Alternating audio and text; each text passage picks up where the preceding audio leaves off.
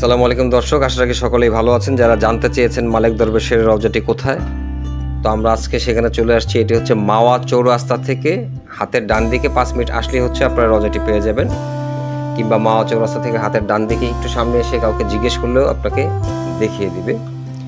তো এই অঞ্চলের দুটি রওজার মধ্যে একটি হচ্ছে মালেক দরবেশের রওজা, আরেকটি হচ্ছে মানে এটা থেকে একটু বড় যে রওজাটা আর কি, যেখানে ভক্তবৃন্দর আনাগোনা সবচেয়ে বেশি, সেটা হচ্ছে কদম মস্তানের রওজা।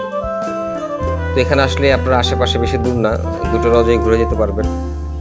কদম মস্তানের আলাদা আরেকটি ভিডিও আমরা দিব। তো কদম মস্তান আমরা যখন এসেছি তখন দেখলাম যে কদম মস্তান উরুস চলতেছে, মেলা চলতেছে, ওটা আলাদা ভিডিও পেয়ে যাবেন। তো যারা জানতে চেয়েছেন রওজাটি কোথায়, কীভাবে আসতে হবে, ধন্যবাদ কমেন্টের জন্য। আপনারা মাওয়া চৌরাস্তা নেমে হাতের ডান পাশে আসলে রওজাটি পেয়ে যাবেন।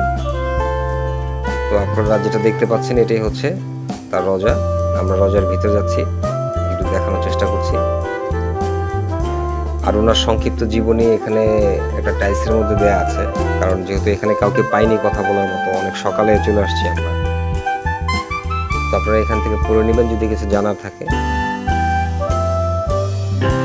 তো লোকেশন তো আপনারা বুঝতে পেরেছেন যে ঢাকা থেকে আসলে বা যেখান থেকে আসেন খুব সহজ, চৌরাস্তা নেমে, ঢাকা থেকে আসলে চৌরাস্তা নেমে ডান দিকে।